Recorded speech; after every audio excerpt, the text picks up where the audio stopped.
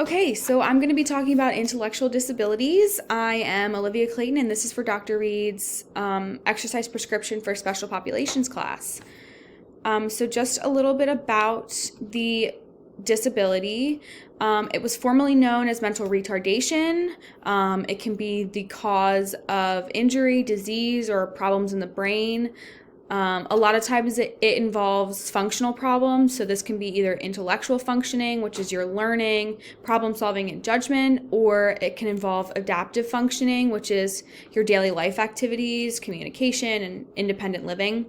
It usually begins in early development, so this can either be pregnancy, during labor, or after birth. And like I said, it is caused by injury, disease, or problems in the brain, but a lot of times it's not known why these things are caused. And then just a couple different types is Down syndrome, fetal alcohol syndrome, Fragile X syndrome, and there's many more just to name a couple.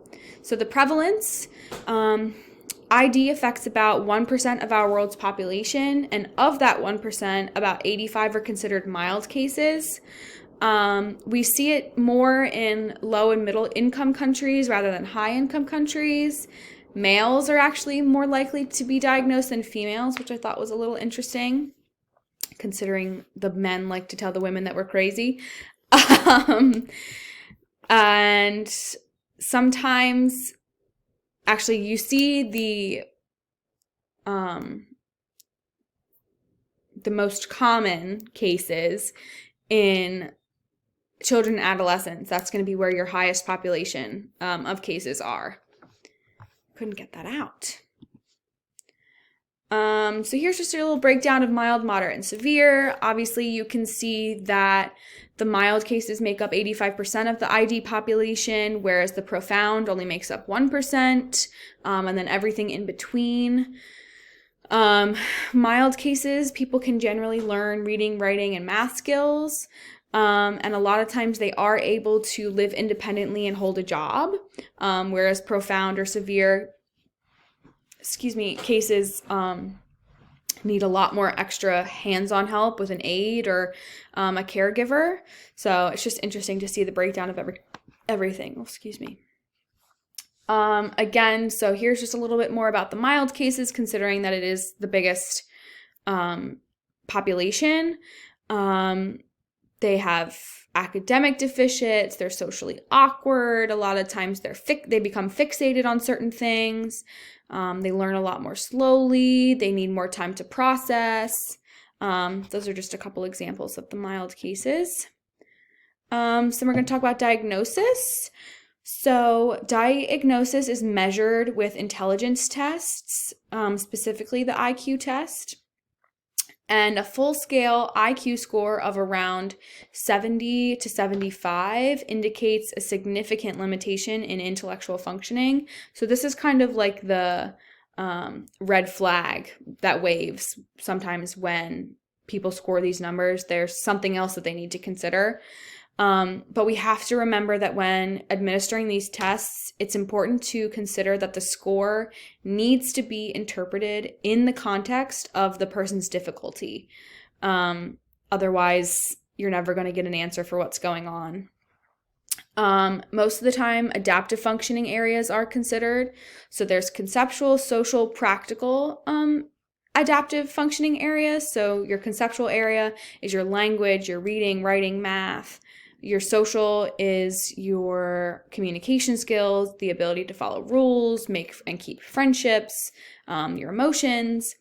And then practical is your independence in areas of your life, such as like personal care, job responsibilities, money management, time management, and then any sort of like outside work and school tasks. And we said before that it's identified as mild, moderate, or severe, depending on the standardized measures and interviews. And what's really important is that diagnosis determines eligibility of service and protection in our society. And it's important to have a specific diagnosis for each person to know what they can and cannot have, and what they can and cannot, what they are and aren't not entitled to for service and protection wise. especially through our government and insurance and stuff. That's a really big thing. This is just a graph, a standard deviation graph of different IQ test scores. So obviously you can see that like there's 0.1% below 65, and then again there's 0.1% above 145, and then everything in the middle. So some treatment options. Usually ID is a lifelong condition and it's not curable. However, it is treatable to cope with. And a lot of times this treatment is going to be an early and ongoing intervention to help improve functioning and enable the individual to thrive throughout their lifetime. So if you catch it early, and you start treatment and therapy and whatever else super early, a lot of times the individual, as they age, are able to kind of do the things on their own. Treatments obviously depend on the individual's strengths and needs, along with the supports that he or she needs to function at home, in school, or in the community. So obviously, support and conditions are going to be different across the board. Everybody's going to need something different.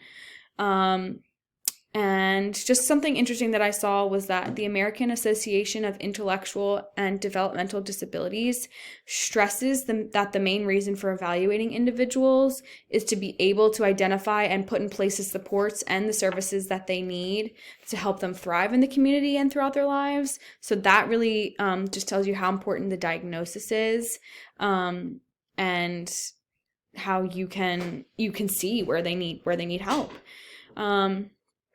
There's many different treatment options: early intervention, special education, family support, transitional services, housing, daycare programs, case management. Therapy is a really big one. So there's behavior therapy, sensory processing, animal assisted, and then self-care, obviously, as well.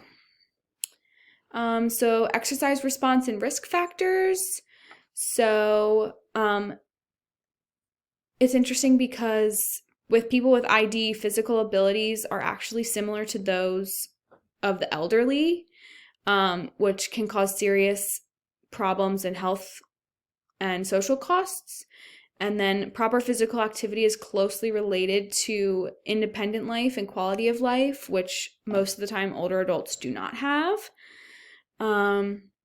A lot of times people with ID have higher blood pressure, which can become dangerous when exercising. A lot of times we want to avoid the Valsalva maneuver. We want to avoid holding our breath, which could possibly get blood pressure even higher. Intensity should be a slow progression. We need an extended cool down. Having high blood sugar puts the individual at risk of hypoglycemia. People with ID face difficulties in daily activity functioning, and because of this, they are more likely to avoid movement altogether and become physically inactive.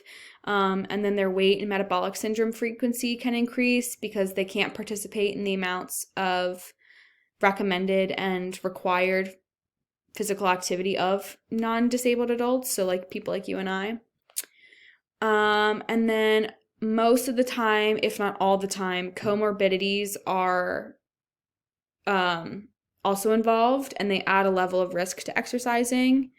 Things like obesity, metabolic syndrome, epilepsy, visual impairment are super important to consider because they can highlight the need to increase the PA physical activity levels for individuals, because it just puts that much more of a risk factor on them. So just a couple benefits of exercise. Obviously, it boosts your self-esteem, improves your physical characteristics. However, something interesting is that participation in classes and events actually gives and offers a social outlet for these individuals. It reduces the risk of dying from coronary heart disease and developing high blood pressure, high blood sugar, all kinds of different things. It can improve their stamina and their muscle strength. It improves behavior, helps control joint swelling and pain associated with arthritis. can reduce blood pressure in hypertensive individuals, and also can support daily living activities and independence. All right, so some special considerations and modifications. So medications. The medications for these individuals can present difficulties with weight gain and weight loss. So you could have antihypertensives, which helps with high blood pressure. You can have anticonvulsants, antidepressants, diabetes medication. All of these things are going to influence responses from exercise. And then we have communication. So it's really, really important for a trainer to deliver concise directions and accurate demonstrations for each activity so the individual knows what is expected of them. Comorbidities, we talked about those a little bit. They're very common with ID. It's important to consider all other risk factors when creating an exercise prescription, because with risk factors comes specific considerations for that metabolic syndrome, which can influence how training can occur, which obviously we can talk about the medications and how if you have high blood pressure, your medications are going to do something different. You have your beta blockers that can mask manifestations of hypoglycemia. You have your thiazide diuretics, which create electrolyte imbalances, and you can become really dehydrated. Another thing that's really important is variety. Keeping variety in the training program helps to keep attention for these individuals. A lot of times they have a hard time focusing on one thing. Encouragement is really important, and then also remembering your triggers. A lot of times in the weight room, it can become triggering for these individuals. Okay, so exercise testing. It is recommended that individuals with ID receive a physical evaluation prior to engaging in any exercise testing from their physician, and a lot of times clearance is required, and we're going to need some more extra supervision. Important for the trainer to communicate with the client to ensure understanding, and then testing protocol will differ among individuals. Protocol choice is critical and can offer and usually differs among patients based on previous experience, participant preference, or medical appropriateness for that individual. And then here's just a couple different types of exercise testing. So you could do the 6-minute walk, 6 to 12 RM. We definitely need some flexibility and balancing things in there for these individuals as well. And then we're going to do our exercise prescription. So frequency for aerobic is at least 3 days a week.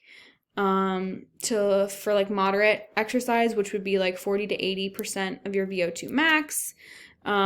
We really want to try for 30 minutes a day, but if we can, 60 minutes a day, because it's just important that we get them exercising. Resistance 2 to 3 days a week, 10 to 12 reps. If you do the 1 RM or the 6 RM, do like 60 to 70% of that. You can progress a little bit higher intensity if things are really going well. 2 to 3 sets. Usually you want to use machines or body weight. That's really good. And then flexibility, preferred daily, but 2 to 3 times a week, to the point of tension. We don't want any pain. Static stretching is really good. Even dynamic stretching, because that's movement involved and you're stretching the joints and stuff and the muscles at the same time while you're moving. But it's really important to consider that duration of the exercise may need to be in various bouts, broken down into shorter sessions, because continuous exercise might not be possible for some individuals, especially previously sedentary ones. And then here's my case study. So, Ryan is a 23-year-old male with Down syndrome. He is currently a college student at Westchester University and has been told by his primary physician that he is at risk of becoming obese if he does not start